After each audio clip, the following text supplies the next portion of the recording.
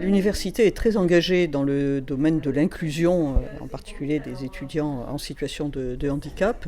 Nous avons une vice-présidente qui est chargée des questions handicap, ce qui est assez rare en France.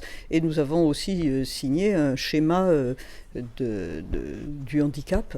Et là aussi, c'est assez peu fréquent en France. Donc c'était naturel que nous rejoignions évidemment Aspi Friendly, qui est un aspect particulier, un handicap, enfin un type de handicap particulier qui s'intéresse au spectre autistique. Alors le programme Atypi Friendly, en fait, il est né il y a 5 ans d'un constat, c'est qu'on avait besoin de se regrouper entre acteurs universitaires pour pouvoir rendre l'université plus inclusive pour les personnes autistes.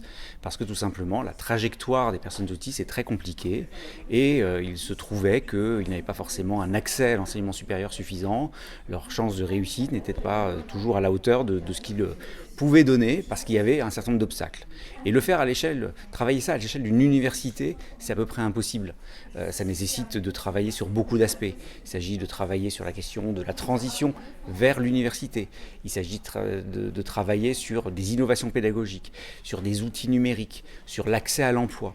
Et pour tout ça, il fallait qu'on crée un réseau et c'est ce qu'on a fait donc il y a 5 ans. On a vraiment à construire une cartographie par rapport au handicap à l'université. Une cartographie des réseaux, si vous voulez, pour vraiment bien accompagner les publics en situation de handicap. Je pense là à des jeunes qui ont des troubles psychiques aussi. Nous avons des jeunes qui ont des troubles autistiques, des troubles du spectre autistique. On en a cette année 43 sur... il y a 22 000 ou 23 000 étudiants. Nous avons 1000 étudiants suivis par le service. Et parmi ces 1000, nous en avons 43 qui ont des troubles autistiques.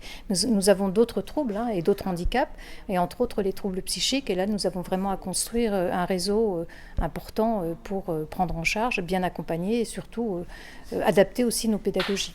Oui, les choses évoluent, elles évoluent positivement. Maintenant, il faut être aussi très clair, la route est très longue, on part de très loin. Il y a encore énormément de choses à réaliser, beaucoup de choses à comprendre, beaucoup de recherches à réaliser également, il faut le dire.